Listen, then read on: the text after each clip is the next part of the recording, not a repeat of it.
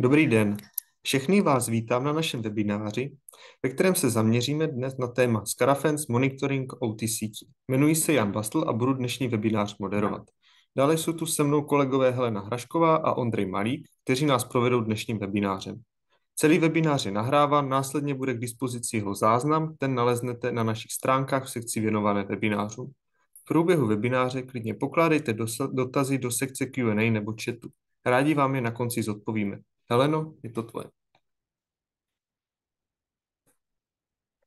Dobrý den a děkuji Honzovi za předání slova. V rámci dnešního webináře vám představíme výrobce SCADA-Fence, kterého jsme na začátku tohoto roku přidali do našeho portfolia a je to náš první výrobce, který se zaměřuje na OT bezpečnost. A na začátek si povíme obecně něco o OT bezpečnosti, potom vám představíme samotného výrobce SCADA-Fence a jeho platformu. Kolega vám potom ukáže architekturu systému, ukázku prostředí, integrace a na závěr se můžete těšit na živou ukázku ze samotného GUIčka. A co vše si tedy představit vůbec pod pojmem OT? Jsou to všechny systémy používané v průmyslovém prostředí.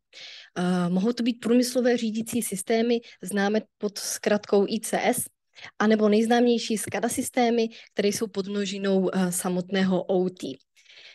Tyto systémy fungují na vlastních úrovních a typicky jsou zcela oddělené od informačních systémů. Pěkně to můžete vidět na Purdue modelu, který je znázorněn na tady tomto slajdu a jsou tam ukázané ty všechny možné úrovně. Na nejnižších úrovních 0 až 2 můžete najít výrobní stroje, elektrické obvody, sondy a tak dále. Jsou tam třeba také PLC, HMI nebo RTU. Na vyšších úrovních už potom najdete monitorovací a řídící systémy a jsou tam také na úrovni 2 až 3 právě ty známé SCADA systémy. Čtvrtá až pátá úroveň se zaměřuje na průmyslovou DMZ a na firemní infrastrukturu. Vlastně ty OT systémy byly v minulosti nebo typicky byly oddělené od informačních systémů, ale tím, že dochází ke konvergenci IT a OT, tak už čím dál více vlastně mají vliv na tu samotnou infrastrukturu. A podíváme se ale taky na rozdíly IT versus OT. Účelem IT je přenos velkého množství dat a zpracování informací. Bezpečnostní požadavky jsou kladeny primárně na důvěrnost, integritu a dostupnost. S tím, že největší priorita je pro nás právě ta důvěrnost dat. U OT systému je to trošku jinak. Tam zajišťujeme správné řízení průmyslových procesů a největší důraz je kladen na dostupnost těchto systémů a funkčnost 24/7. Pokud dojde k nějaké kompromitaci systému, tak u IT jsme schopni izolovat nějakou tu konkrétní stanici a jsme schopni taky akceptovat nějaký ten výpadek. Co se týče OT systému, tak tam pokud dojde ke kompromitaci, tak ten systém nevypínáme, stále běží a vrátíme se k tomu až při nějaké plánované odstávce. Nejsme schopni, nebo jsme schopni, musíme zaručit vlastně dostupnost těch systémů nepřetržitě. Co se týče patch managementu, tak aktualizace probíhají u IT systému několikrát do roka. U OT systému je to většinou právě při těch plánovaných odstávkách, které jsou 1 až 2krát do roka. Co se týče samotného zabezpečení, tak OT systémy jsou mnohem častěji zranitelné. Je to třeba z toho důvodu, že tam probíhají méně častější aktualizace, OT zařízení nejsou vždy aktualizované a nemají nejnovější firmware. OT zařízení zpravidla taky nemají dostatečný výkon pro implementaci bezpečnostních mechanismů, jako je například pokročilejší šifrování. Pokud dojde k nějakému incidentu, incidenty v IT prostředí jsou mnohem častější, ale pokud k takovému incidentu dojde v OT světě, tak je většinou mnohem většího rozsahu a je mnohem destruktivnější. Co se týče komunikačních protokolů, tak OT systémy disponují velkým množstvím proprietárních a specifických protokolů, které jsou na těch konkrétních výrobců. A hodně bezpečnostních nástrojů neumí právě s těmito protokoly spolupracovat. Naproti tomu IT má jednotný komunikační standard. No a vzhledem ke složitosti těch OT systémů jsou tyto zařízení méně často skenována a testována. A pokud hledáte nějaký vhodný nástroj vlastně na sledování a na bezpečnost těch OT systémů, tak je třeba se dívat na nástroj, který je přímo zaměřen na to OT prostředí a nikoliv jenom vlastně přebrán z IT a přizpůsoben do toho OT. Proto jsme si vybrali a proto jsme zařadili do našeho portfolia výrobce SCADAfence, který se zaměřuje na OT bezpečnost. SCADAfence je globální technologický lídr v oblasti OT a IoT kybernetické bezpečnosti. Je to výrobce, který se zaměřuje pouze na tuto oblast. A za své působení si našel spoustu zákazníků, například Toyota, automobilový průmysl, Vestel, což je největší výrobní podnik, anebo Taro, což je společnost působící ve farmaceutickém průmyslu. Získal taky mnoho ocenění třetích stran. Například v roce 2021 byl v roce 2020, tam nemám napsané. V roce 2020 je Gartner označil jako cool vendora s nejmenšími false positive nálezy a nejvyšší mírou detekce. V roce 2021 zase v magazínu SC Magazine byly oceněni jako nejlepší SCADA Security Solution.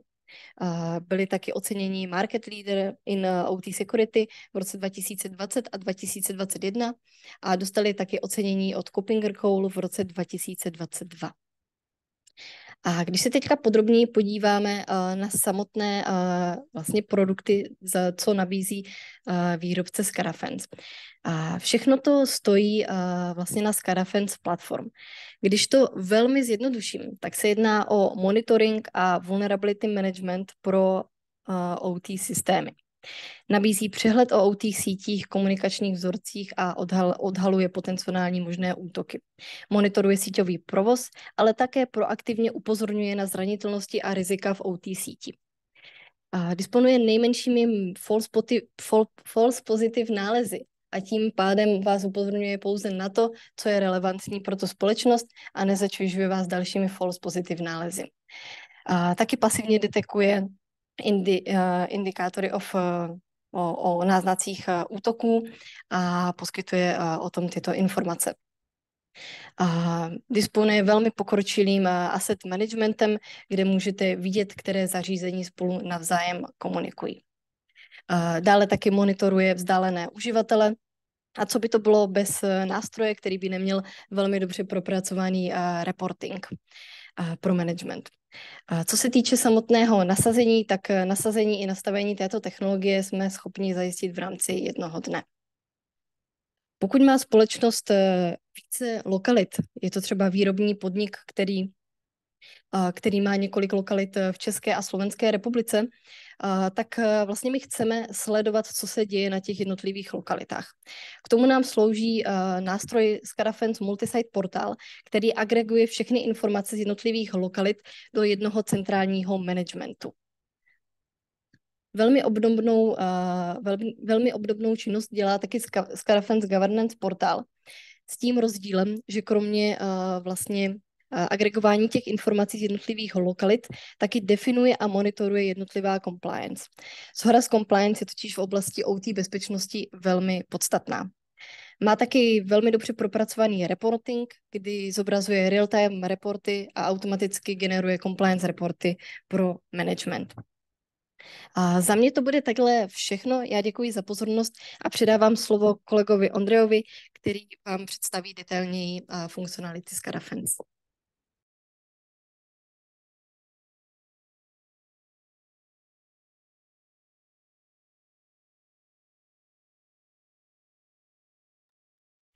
Tak, ďakujem za slovo. A ideme sa teraz pozrieť na SCADA-Fence trochu z tej technickej stránky. Primárne sa budeme baviť o tej SCADA-Face platforme, čo znamená ten prvý produkt a vlastne ten korový prvok celej tej infraštruktúry, čo sa týka SCADA-Fence, ale bude tam aj vlastne jemný prekryv do tých ďalších produktov, teda Multisite a Governance Portal. Keď sa pozrieme na kľúčové vlastnosti SCADA-Fence, tak ako kolegyňa naznačila, dalo by sa veľmi odľahčene povedať, že sa jedná o taký vulnerability management v rámci OT sieti. Tých funkcií ale má o mnoho viac a jedna, teda tá základná je samotné detekovanie nejakých podozrivých aktivít, ktoré v tej OT sieti sme našli, prípadne aj medzi IT a OT. Pretože zase tak, ako kolegyňa povedala, v posledných rokoch dochádza k veľkému prekryvu medzi IT a OT sieťami a o to viac sú tie OT siete náchylné na rôzne útoky. Takže typicky, či už sa jedná o pokus o exploitáciu nejakej zraniteľnosti, prípadne ale aj nejaké špecifické alerty v rámci OT sieti, ako je vypnutie zariadenia a podobne, tak toto všetko nám SCADA-Fence dokáže riešiť a pozrieme sa potom na to bližšie aj v živej ukážke. Takže tu máme nejaký príklad, napríklad Eternal Blue exploitu. Pozrieme sa potom neskôr na ňo bližšie. Zároveň nad týmto všetkým dokáže riešiť SCADA-Fence aj risk management, to znamená, dokáže nám riešiť vlastne, ukázať, ako rozšírené incidenty sú v rámci toho našeho portfólia, v rámci tej našej OT infraštruktúry, taktiež dokáže pracovať s Mitre Attack Frameworkom a ďalšími technológiami. V OT sa často stretávame s tým problémom, že zákazníci majú tak robustné siete a tak nekvalitnú dokumentáciu, že je niekedy veľký problém pre nich vlastne vôbec vedieť, čo sa v tej sieti nachádza. Kvôli tomu tu máme aj funkciu asset management, takže dokážeme zbierať informácie o jednotlivých assetoch, o jednotlivých zariadeniach našej OT sieti a následne veľmi pekne ich vizuálne zaraďovať do rôznych grafov. Príkladom je teda ten, čo vidíte tu a zase si o ňom budeme hovoriť neskôr aj pri tej živej ukážke. Druhým príkladom potom môže byť rozdelenie do rôznych Purdue model levelov a tak ďalej. Takže dokážeme riešiť aj vlastne to, čo v tej sieti máme a čo tam, kto tam kedy pristupuje a tak ďalej. S tým teda súvisí funkcia Remote User Security, ktorú teda defaultne dokážeme riešiť na úrovni IP adries. Vieme, ktorá IP komunikuje na ktorú, pretože sedíme na sieti a dokážeme to monitorovať. Ale zároveň, pokiaľ to prepojíme a integrujeme napríklad z Active Directory, tak sme schopní vidieť aj konkrétnych užívateľov. No a tá kľúčová vlastnosť, ktorú SCADA-Fence má, tak je tá presnosť. Pretože často sa stretávajú zákazníci u konkurencie, že býva veľa nálezov, ale bohužiaľ veľká časť z nich sú false pozitíva, čo my ako technici vieme, že vie byť veľmi časovo náročné to všetko prejsť a teda mrháme tými našimi ľudskými zdrojmi. Pritom SCADA-Fence nám tých nálezov síce dá o moc menej, ale tá presnosť je naozaj úplne perfektná a bolo to aj teda ocenené Gartnerom. No a už to bolo spomenuté, na inštalovanie SCADA-Fence platformy nie je žiadna veda a dokážeme to zvládnuť v rámci niekoľkých hodín až dní. Poďme sa teraz pozrieť na architektúru celého systému.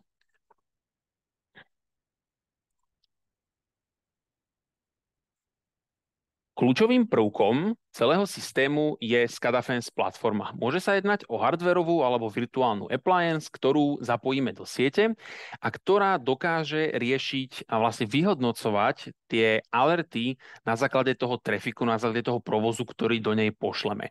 Ona zároveň tento provoz dokáže aj zbierať, ale teda vo väčších deploymentoch je typický iba v tom vyhodnocovacom móde a ten provoz do nej posielajú jednotlivé SCADA-Fence senzory. Čo je dôležité povedať, tak týchto senzorov máte v podstate neobmedzené množstvo a zase môže to byť hardware alebo teda väčšinou nejaký virtuálny stroj.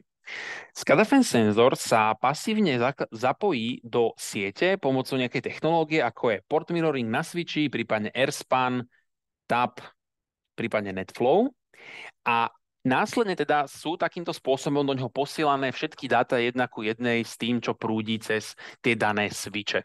A dôležité je tiež povedať, SCADA-Fence senzor je zapojený iba teda v pasívnom režime, takže keby vypadol, keby sa čokoľvek s ním stalo, ten provoz na ňom není závislý, takže ten provoz v rámci siete ďalej funguje a produkčná infraštruktúra nie je nejakým spôsobom zasiahnutá.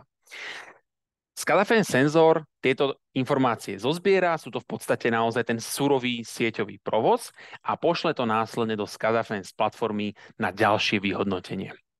SCADA-Fence platformu dokážeme napojiť na cloud. To teda primárne riešime s tým multisite portálom. Multisite portál, ako bolo spomenuté, má tú výhodu, že dokážeme manažovať naše SCADA-Fence platformy v jednotlivých sieťach pomocou jedného managementu. Hneď to aj ukážem.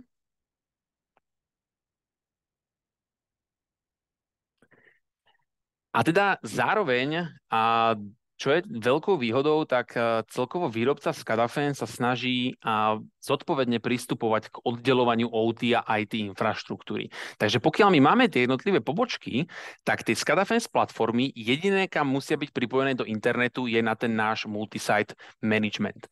A už ich nemusíme pripájať nikam inám, nemusíme mať povolený vôbec prostup nikde ďalej do internetu a všetko, celú správu, ale aj napríklad také veci, ako sú updaty databázy, prípadne upgrady samotného softvéru tých platform, sme schopní riešiť z tohto centrálneho miesta. Následne tiež Governance portál je cloudový nástroj, takže zase podobným spôsobom jednotlivé SCADA-Fence platformy napojíme na Governance portál a sme teda schopní riešiť aj compliance. Tamto potom v praxi vyzerá tak, že keď príde auditor, jediné, čo potrebujete, je dať mu prístup do Governance portálu SCADA-Fence a on už si vlastne dokáže z toho všetky tie informácie, ktoré potrebuje získať a nie je nutné vypisovať nejaké veľké dlhé dotazníky, ako to bolo nutné v minulosti.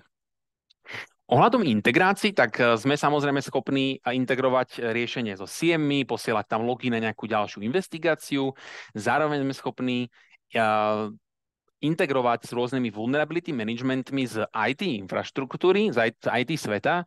Tam potom si ukážeme, ako takáto integrácia môže vyzerať. Následne, keďže máme teda tie alerty, tak určite je dobre aj mať na to naviazanú nejakú automatickú incident response, takže s rôznymi IDR, XDR riešeniami sme schopní integrovať. Prípadne môžeme integrovať aj napríklad s firewallom, kedy po správnej konfigurácii je firewall schopný automatizovane napríklad začať dropovať komunikáciu z nejakej VLANy, kde napríklad došlo ku bezpečnostnému incidentu, ktorý teda bol vysoko rizikový.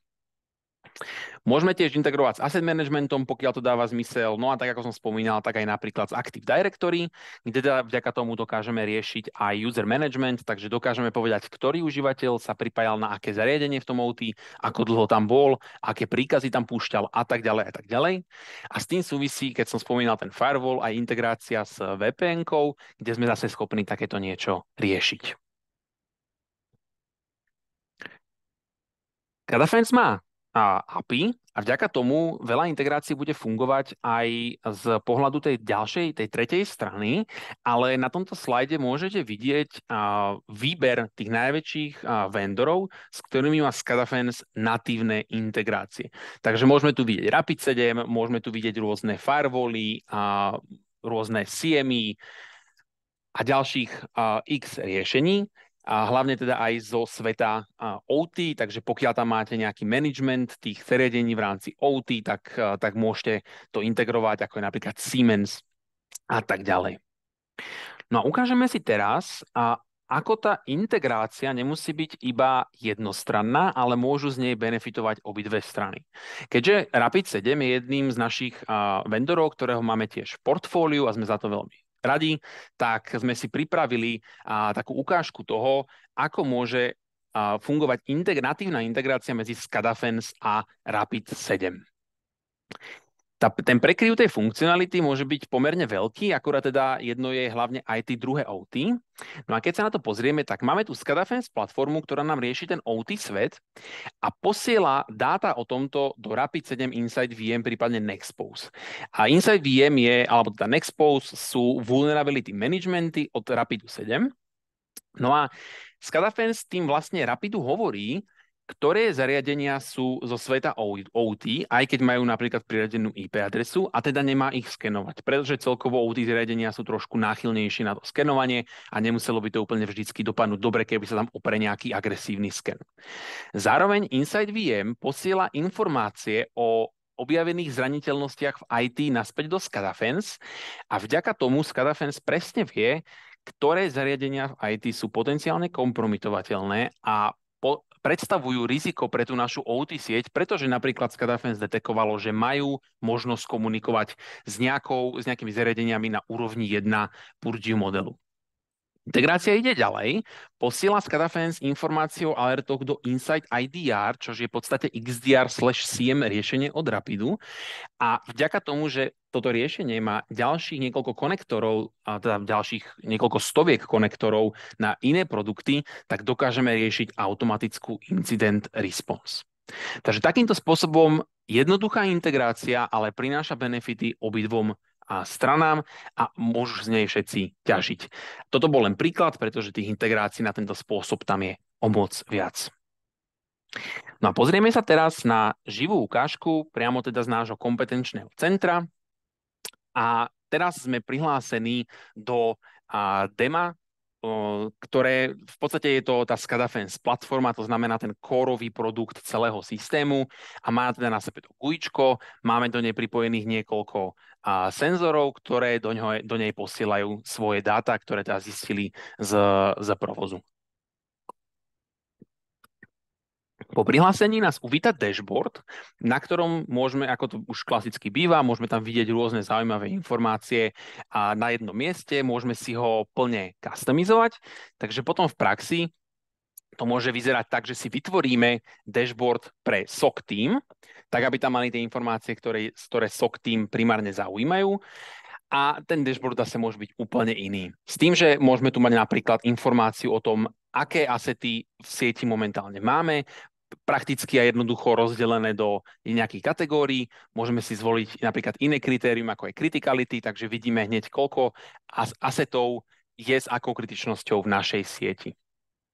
Podobným spôsobom môžeme mať výcud z tej ďalšej funkcionality, ktorú si ukážeme, čo je teda MITRE Attack Framework a môžeme v podstate vidieť konkrétnu techniku a konkrétnej fázy útoku a priradené k nej vlastne tie alerty, ktoré SCADAfence detekoval. Takže dashboardy naozaj sú na veľmi peknej úrovni, dokážeme si ich veľa customizovať a vieme s nimi v podstate ich využiť na to, aby sme mali veľmi rýchlo prehľadné informácie na tom jednom mieste, hneď keď sa do tej platformy prihlásime.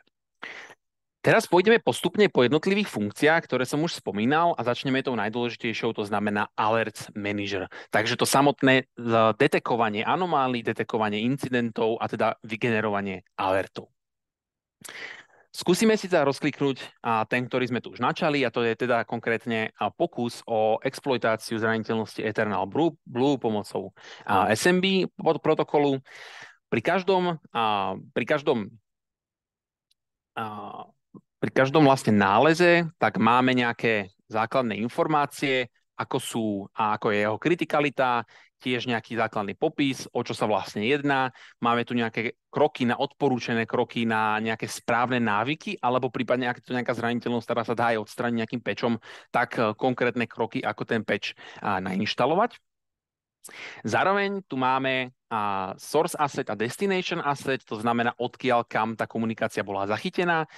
A zároveň tu je informácia o tom, ktorý ten asset je vlastne zasiahnutý tým nálezom. V tomto prípade to je source asset, pretože bola zachytená nejaká odpoveď z toho serveru, ktorý je zraniteľný. Pri každom asete máme niekoľko typov informácií, ktoré všetky tieto informácie, aby sme si to pripomenuli, tak ten SCADAfence rozpozná z toho pasívneho zbierania dát v rámci provozu, takže nič my tam nemusíme nalievať a on konkrétne vie, že sa jedná o nejakú workstation, aké má hostname, MAC adresu a tiež pokiaľ teda rozumie tomu protokolu, čo je tá najväčšia výhoda toho SCADAfence, tak dokáže nám teraz aj povedať, že sa jedná o Windows 7, a aký tam je vendor, prípadne pokiaľ aj nejaký typ, verzia firmwareu a tak ďalej by tu mohla byť, ak to SCADAfence dokáže detekovať.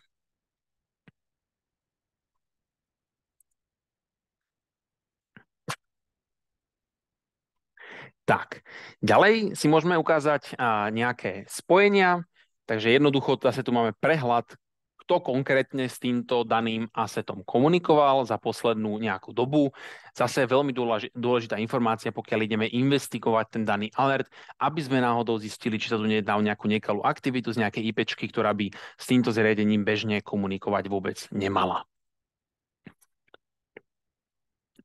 Potom tu môžeme mať nejaké anomálie, ktoré sú typu, niekto sa pokúšal zisťovať IP adresy, teda zisťovať MAC adresy z IP adries pomocou ARPu a teda bolo toho tak veľa, že sa jedná o anomáliu, možno nejaký pokus o útok, alebo tiež niekto sa pokúšal proste na to dané zariadenie komunikovať na rôzne porty, takže to môže byť nejaké skenovanie siete a tak ďalej. Tieto všetky informácie prehľadne na viacerých miestach v tej platforme dokážeme nájsť.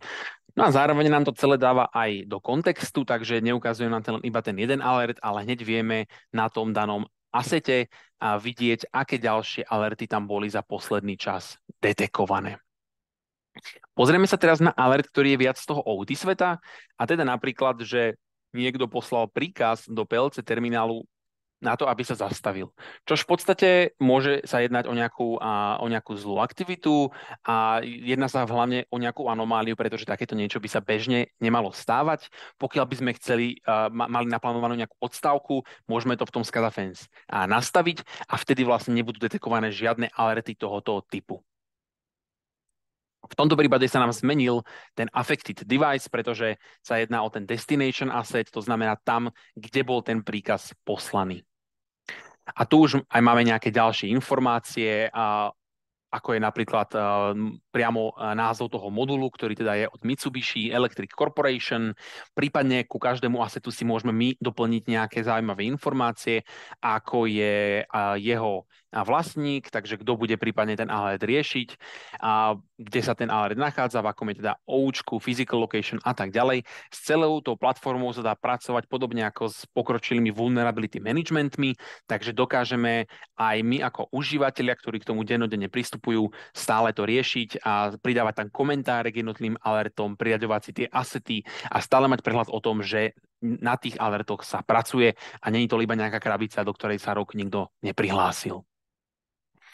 Zase máme tu user activity, kde sme schopní vidieť naozaj podrobné informácie o tom, že tam bol príkaz PLC start, následne príkaz PLC stop, teda respektíve naopak podľa toho času, konkrétne aj službu, teda protokol v rámci OT, ktorý sa na to použil.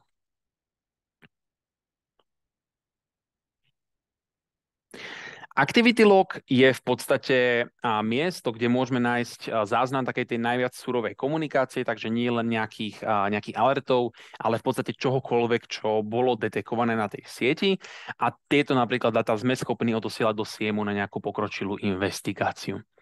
Takže všetko to tu v tej platforme máme, môžeme s tým pracovať. Prichádzame do toho risk analyzeru, takže tak ako som spomínal, dokáže integrovať napríklad MITRE ATT&CK Framework a jednotlivé alerty rozdeľovať podľa fáz útoku a zároveň aj podľa konkrétnej techniky.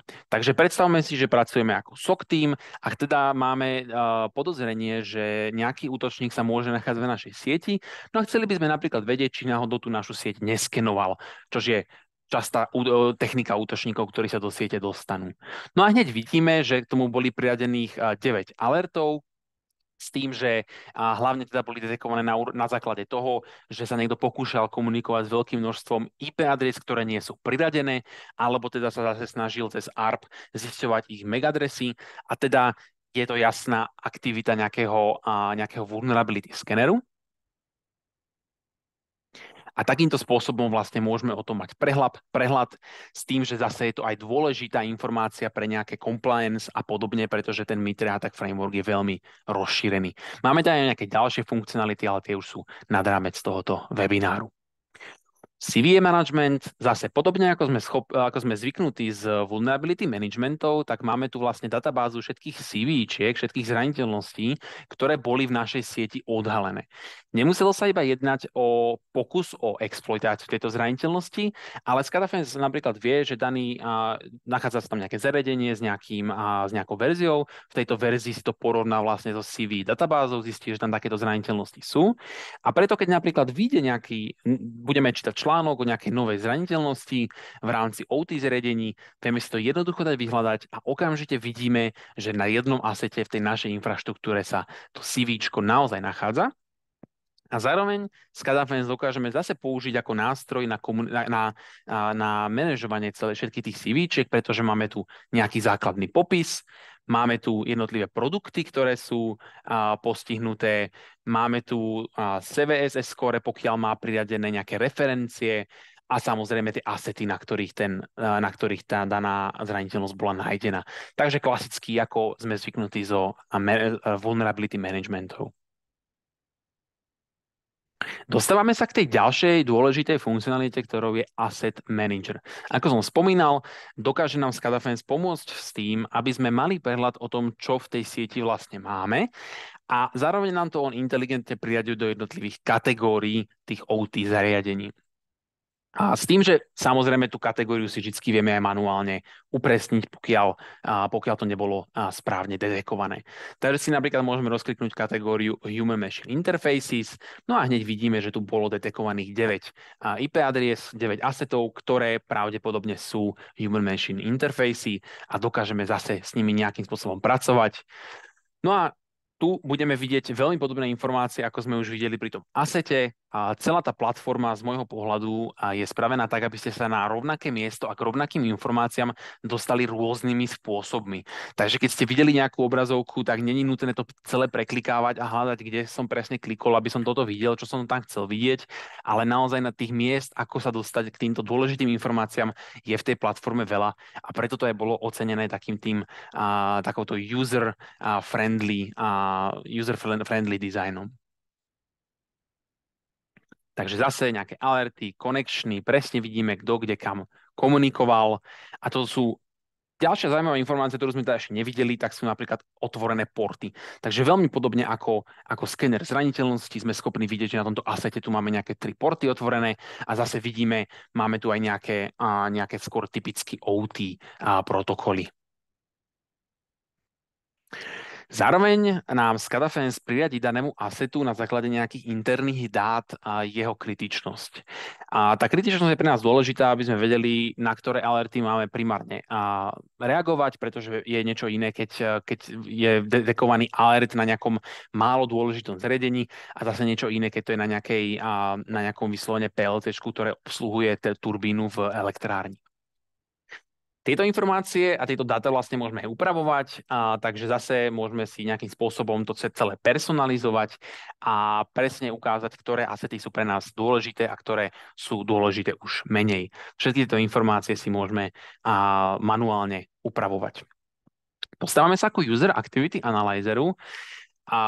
Ja som čítal jednu prípadovú štúdiu z Garrison Energy Centra, ktorí teda nasadili SCADAfence a oni tam v podstate mali za úlohu splniť nejakú veľmi prísnu reguláciu z americkej, vlastne akoby v rámci amerického trhu. A jedna z dôležitých požiadavok tejto certifikácie, tohoto auditu, tak bolo to, že potrebovali presne vedieť, ktorí dodávateľia, ktorí užívateľia od dodávateľov, kedy sa pripájajú do siete, kadiaľ tam idú, ako dlho tam sú, ale hlavne aj čo robia. No a presne toto sa im podarilo pomocou SCADAfence platformy vyriešiť, pretože tu máme analýzu celej tej user activity a môžeme to vidieť konkrétne v logoch.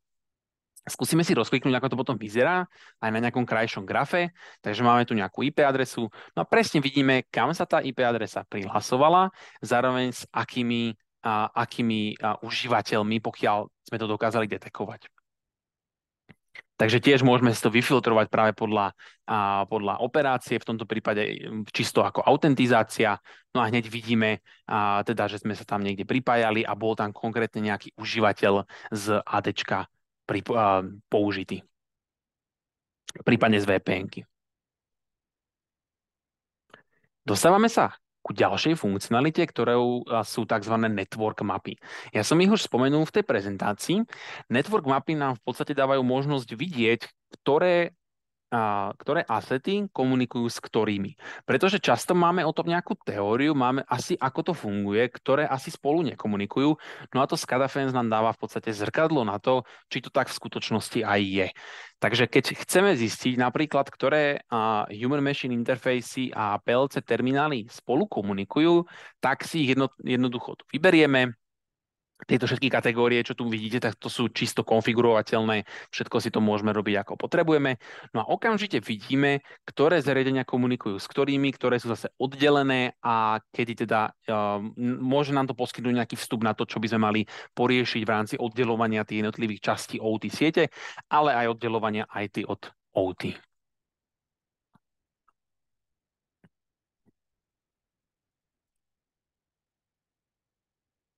Pozrieme sa na exposure mapy. Exposure mapy je funkcionalita, ktorá nám dáva možnosť zistiť, ako moc bude pre útočníka náročné dostať sa na nejaké zariadenie, keď to tak zjednoduším. Často to vidíme aj v IT, kedy sa to veľa výrobcov snaží robiť a v podstate ten dôvod je ten, aby sme ochránili z prostredia internetu nejaké také tie King's Jewels, proste nejaké kráľovské klenoty. V IT to môžu byť napríklad domenové kontroléry, backup servery a tak ďalej. V OT zase ekvivalent k tomu. Takže my si jednoducho dokážeme vybrať skupiny vlastne zariadení a veľmi rýchlo dokážeme vidieť, kadiaľ sa ten útočník bude musieť pohybovať v rámci tej našej siete, aby napríklad prišiel až nejakým tým inžinierským staniciam alebo prípadne nejakej DMZ-ky danej elektrárne a tak ďalej. Máme tu veľa filtrov, ktoré zase môžeme využívať a plne ich customizovať. Layered mapy, ďalšia forma vizualizácie tej našej OT siete, kde sme schopní na základe typu tej mapy vidieť, ako sú tie jednotlivé zariadenia a tie jednotlivé VLANy medzi sebou previazané a oddelené. Toto konkrétne máme Purdue model, ktorý kolegyňa spomínala, takže hneď vidíme, či náhodou nedochádza k nejakému porušeniu Purdue modelu, že napríklad zariadenie z levelu 4 komunikuje so zariadením z levelu 2 a tak ďalej. Prípadne si môžeme zvoliť iný model, ako je napríklad fyzická lokalita, to znamená, vidíme konkrétne poschodia datacentra alebo poschodia nejakej tej fabriky, výrobnej haly, elektrárne, to je úplne jedno. A vidíme, ktoré zariadenia na ktorých poschodiach komunikujú zase s ktorými. Tiež plne customizovateľná záležitosť. No a už som hovoril o kritičnosti asetov, takže zase sme schopní aj túto informáciu sem zakomponovať a vidieť, či napríklad naše kritické asety nekomunikujú s nejakými menej kritickými a tak ďalej. Dostávame sa ku network modelom. To sú tie všetky veci, ktoré ste videli, keď som vyberal v rámci tých network map. Takže toto si dokážeme naozaj pomocou pravidiel, ktoré my teda vytvoríme, veľmi ľahko kategorizovať, aby sme s tým následne pomocou tých network map dokázali pracovať.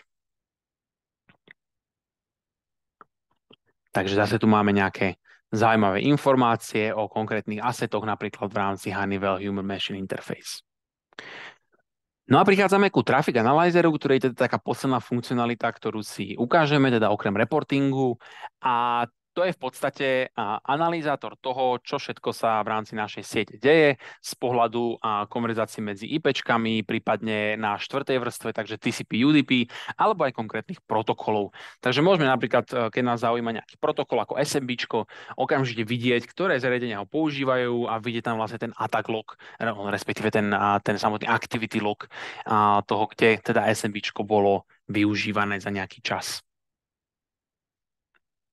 Takže zase s nejakými detailami môžeme hneď konkrétne vidieť aj dokonca, koľko bajtov bolo prenesených v rámci spojenia, ako dlho to trvalo a tak ďalej. Zase veľmi kľúčové informácie pre nejakú ďalšiu analýzu, prípadne pre získavanie informácií o celom tom našom prostredí.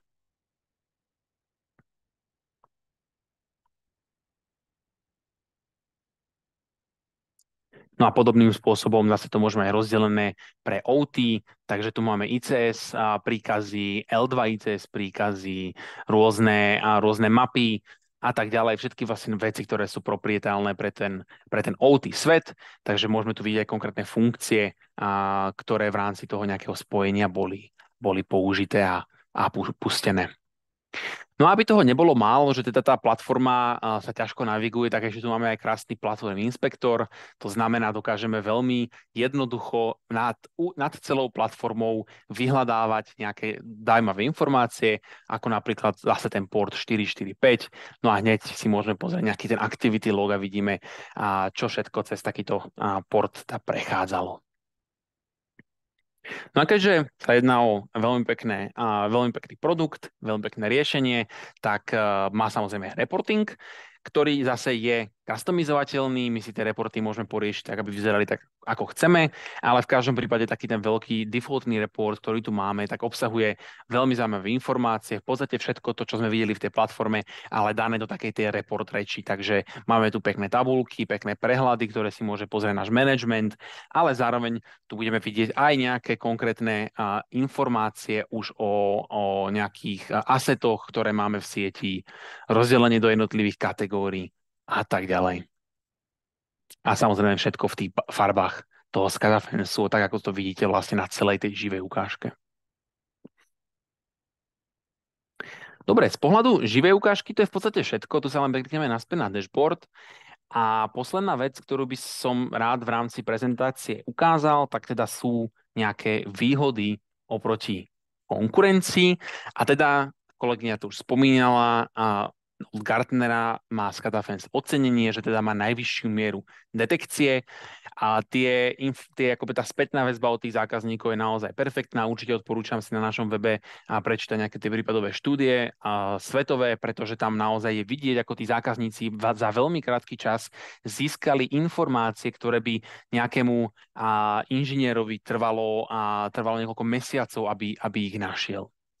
Celá platforma je intuitívna, to už sme videli, takže dokážeme to naozaj veľmi jednoducho sa s tým naučiť. Nám to trvalo, keďže máme skúsenosti s rôznymi takýmito platformami, tak naozaj pár hodín a dokázali sme sa tom veľmi perfektne orientovať, kde sa čo nachádza a ako s tým celým pracovať.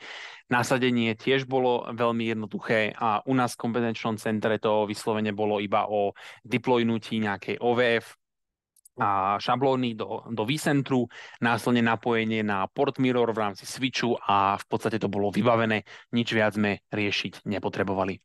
Ďalšou výhodou trackovanie užívateľskej aktivity, čož není úplne štandard v rámci týchto produktov, SCADA-Fence to má. Tak ako som spomínal, tak senzory, ktoré zbierajú v tej architektúre všetok ten trafik, tak ten počet ich môže byť kvázi neobmedzený na tú danú jednu lokalitu, takže si to môžeme naozaj nasegmentovať presne tak, ako potrebujeme a tak, ako to v rámci našej siete dáva zmysel. No a jednoduché a rýchle nasadenie v rámci dňov, to už som spomenul. Takže ďakujem takto za pozornosť, za nás obidvoch a budeme sa tešiť potom na budúce na ďalší webinár a pokiaľ tam máme nejaké dotazy, tak sa môžeme na ne pozrieť.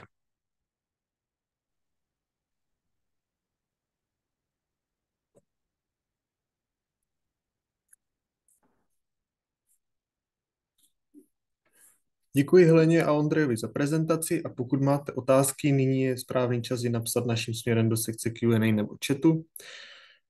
Pokud by vás otázky napadly až dodatečně, neváhejte se obrátit na naše autorizované partnery nebo na naše sales oddělení.